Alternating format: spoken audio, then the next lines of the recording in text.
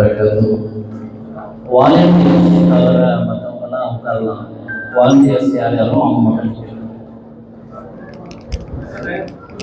Sound அதிகமாக இருக்கும். அல்ஹம்துலில்லாஹி ரப்பில் ஆலமீன். ஸலாத்து வஸ்ஸலாமு அலா சய்யிதுல் முர்ஸலீன் வ அலா ஆலிஹி வ ஸஹ்பிஹி அஜ்மஈன் இலா யௌமிddin.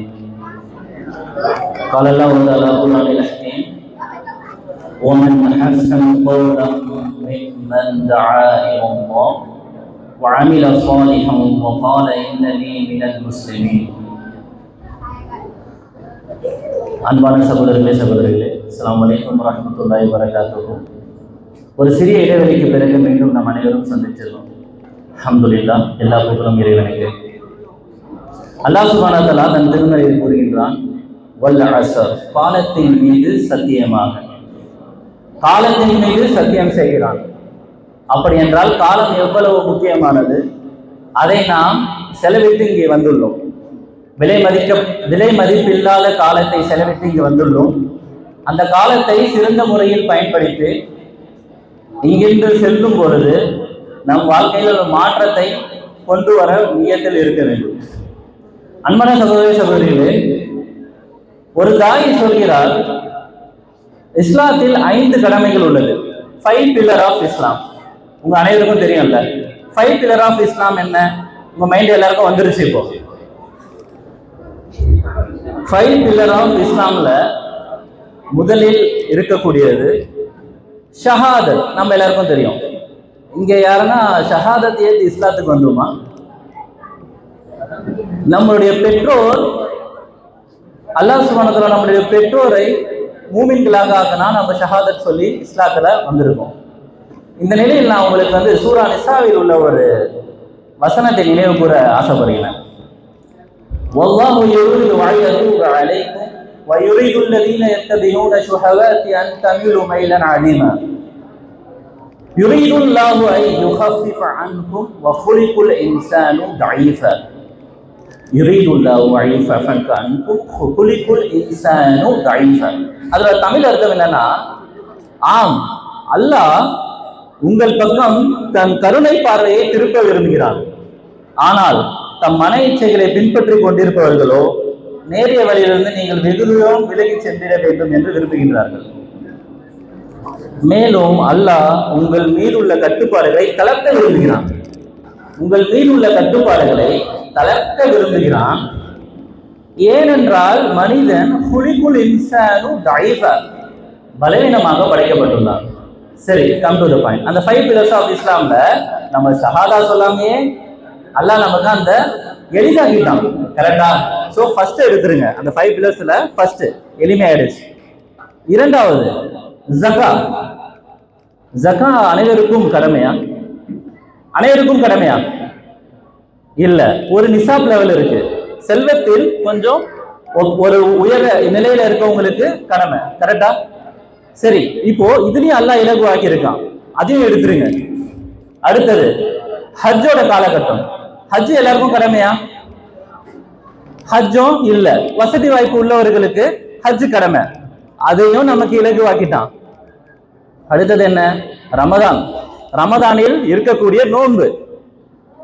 நோன்பு அல்லாஹ் சுப்ஹானஹு வ தஆலா ஒரு சில மக்களுக்கு எளிமையாக்கி இருக்கான். தெரியும்ல, உடம்பு சரியில்லாதவர்கள், வைக்க முடியாதவர்கள். சூரா அல் பக்ரால 180வது வசனத்துக்கு அப்புறம் படிச்சீங்கன்னா உங்களுக்கு அந்த சட்டம் திட்டம் தெரியும். அதுலயும் இலகுவாயாச்சு. கடைசியா இருக்கிறது என்ன? 5 பில்லர்ஸ்ல 4 போயிடுச்சு. ஒண்ணு என்ன? லாஸ்ட் தொழுக, சலா. சரி, டிராவலிங்ல இருக்கீங்க, நீங்க தொழாம இருக்க முடியுமா? தொழுகணும். கிப்லா டைரக்ஷன் தெரியாது, தொழாம இருக்க முடியுமா? தொழுகணும். ஒது பண்ண நீர் இல்ல, தண்ணி இல்ல, தயமம் பண்ணணும். தொழுகைக்கு எந்த நிலையிலும் உங்களுக்கு ஆப்ஷன்ஸ் இல்லை. தொழுகை கட்டாயமானதாக உள்ளது. தொழுகை கட்டாயமாக்கப்பட்ட பிறகு சஹாபாக்கள் சொல்றாங்க, எங்களுடைய தேவை நிறைவேற்றி விட்டது, எங்களுடைய தேவை நிறைவேறிவிட்டது. அந்த தொழுகைக்கான வெற்றி மறுமையில் நமக்கு ஜன்னத் இருக்கு. நம்புறோமா? அப்படி நம்ம அப்படி தொழுகையில வெற்றி இல்லைன்னா நம்ம ஜன்னத்தை அதாவது சொர்க்கம் நரகத்தை நம்ம நம்புறோம். சொர்க்கம் நரகம் இது ரெண்டே நம்பலன்னா ஒருத்தர் மூமினாக இருக்க முடியாது.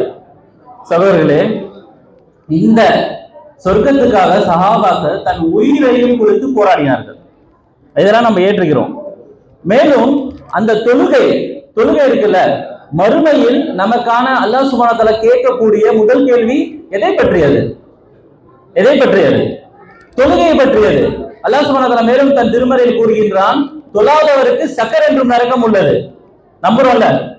அன்பான சகோதரர்கள், இதில் வருத்தப்படக்கூடிய விஷயம் என்னன்னா, நம்மில் பல பேருக்கு 5 வேளை தொழுகை இல்லை. அல்லாஹ் சுப்ஹானஹு வ தஆலா 5 கடமைகளை முக்கியமாக்கி அந்த தொழுகையை மற்ற நாளை எளிமையாக்கி இந்த தொழுகையை கடமையாக்கினா வருத்தப்படக்கூடிய விஷயம் இந்த 5 தொழுகை பல பேருக்கு இல்லை. ஃபவைலுல் லில் முஸல்லீன்.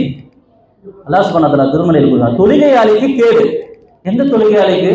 தன் தொழுகையை சரிவர நிறைவேற்றாமல் பொதுப்போக்காக இருந்து மற்றவர்களுக்கு காட்ட வேண்டும் என்னும் தொழுகையாளிக்கு கேடு. அப்ப தொழாதவருடைய நிலைமை யோசித்து பாருங்கள் சகோதரர்களே. தொழாதவருடைய நிலைமை என்ன? நபி ஸல்லல்லாஹு அலைஹி வஸல்லம் காலத்துல ஒரு கூட்டம் இருந்துச்சு.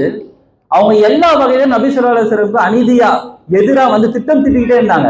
உஹுது போரா இருக்கட்டும், ஆயிஷா ரலியல்லாஹு அன்ஹா அவங்க மேல கலங்கத்தை விளைவித்த கூட்டம். யார் அது? முனாஃபிக்குகள். அவர்களை பற்றி அல்லாஹ் சுப்ஹானஹு வ தஆலா திருமறையில் கூறும்பொழுது அவர்கள் நரகத்தில் அடித்தட்டுகளில் இருப்பார்கள். அந்த முனாஃபிக்குகளும் தொழுதார்கள் சகோதரர்களே. அந்த முனாஃபிக்குகளும் தொழுதார்கள். நம்முடைய நிலைமை என்ன? நபி ஸல்லல்லாஹு அலைஹி வஸல்லம் சொன்னாங்க, தொழாதவருக்கு இஸ்லாத்தில் எந்த பங்கும் இல்லை. தொழாதவருக்கு இஸ்லாத்தில் எந்த பங்கும் இல்லை. உமர் ரலியல்லாஹு அன்ஹு ஆட்சி காலம் ஹிஜ்ரி 23வது ஆண்டு. சரிங்களா? ஹிஜ்ரி 23ல உமர் ரலியல்லாஹு அன்ஹு தொழுகைக்கு நிற்கிறாங்க.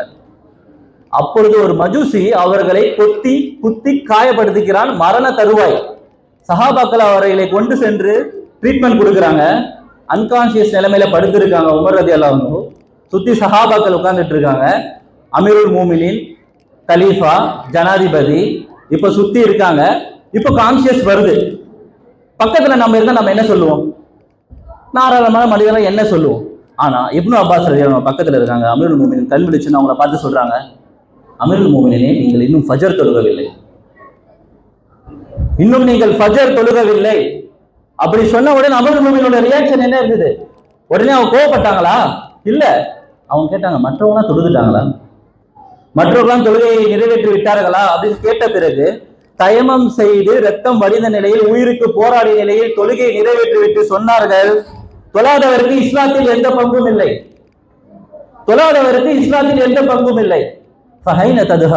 நம்ம எங்கே சென்று கொண்டிருக்கும் சகோதரர்களே? அல்லாஹ்வும் அவன் வேதமும் இறை வேதமும் தொழுங்கள், சொர்க்கத்துக்கு வாருங்கள் என்று அழைக்கும் போது நாம் அதற்கு ஆப்போசிட் டைரக்ஷன்ல பயணிச்சுட்டு இருக்கோம். நம் கணவன் மனைவிக்கு நிறைய உடையாளர்கள் இருக்கும். சாதாரணமாக இருக்கும். இதை வாங்கிட்டு வந்தீங்களா, அதை வாங்கிட்டு வந்தீங்களா, இங்கே போனோம், ரூலு போனோம்னா பிரச்சனை வரும். இதை சமைச்சியாமா, இதுல இருக்காம உப்பு அதிகமானா டென்ஷன் ஆகும். ஆனா நம்மளே இந்த உரையாடல் இருந்திருக்கா? ஏங்க 5 வேளை தொழுதீங்களா? ஏங்க இன்றைக்கு 5 வேளை தொழுதீங்களா? ஏமா நீ 5 வேளை தொழுதியா? ஏமா இந்த குரானை படிச்சியா? இந்த வசனத்தை படிச்சியா? இந்த உரையாடல் நம்ம கிட்ட இல்லை இருந்திருக்கா சகோதர சகோதரிகளே? ஏன் நாம் குடும்பத்தோட சொர்க்கத்திற்கு செல்ல வேண்டும் என்ற ஆசை இல்லையா? தன் கணவன் மனைவியோடு செல்ல வேண்டும் என்ற ஆசை இல்லையா? குடும்பத்தோடு செல்ல வேண்டும் என்ற ஆசை யாருக்குமே இல்லையா?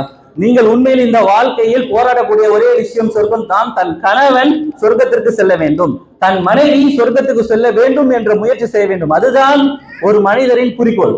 அதைதான் நம்மளோட கடமையா இருக்கணும். சிறிய வயதில் நம்ம குரானை படிச்சிருப்போம், மதரசால படிச்சிருப்போம், லாஸ்ட் ஒரு 10 சூறா படிச்சிருப்போம். கரெக்டா?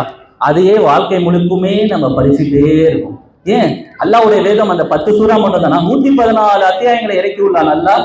அதை பற்றி நாம் படிப்பதும் இல்லை. அதை டிரான்ஸ்லேஷன், அதோட மொழியாக்கம், ஒரு சிறிய வசனம் மாசம் அதையும் நம்ம முயற்சி செய்கிற சகோதரர்களே, உங்களை இந்த விஷயத்தை உங்களை ஒரு என்ன சொல்றது, தீமை சார்பாக உங்களை இந்த விஷயத்தில் நன்மையை பெற வேண்டும், நீங்கள் இதில் முயற்சி எடுக்க வேண்டும், இதில் அடுத்தடுத்த கட்டம் வேண்டும் என்று தீமை சார்பாக மாசம் நாங்கள் 2 வசனம் 3 வசனம் மனப்பாடத்துக்கு கொடுப்போம், ஒரு ஹதீஸ் கொடுப்போம், ஒரு வாசமும் ஒரு சூறாவோட ஒரு தமிழாக்கத்தை படிக்க சொல்லுவோம். இந்த விஷயம்லாம் சொல்லுவோம். இதை உங்க கையிலேயே கொண்டு வரணும். ஏன்னா எங்களால கான்டாக்ட் பண்ண முடியல. உங்க கையிலேயே உங்க மொபைல்லேயே கொண்டு வரணும். ஒரு சகோதரோட சிறிய முயற்சி, டிஎம்ஏவோட சிறிய முயற்சி, ஒரு ஆப்பை டெவலப் பண்ணியிருக்காங்க. அதை பத்தி இப்ப நம்முடைய சகோதரர் சாதிக் அவர்கள் எடுத்துரைப்பார்கள்.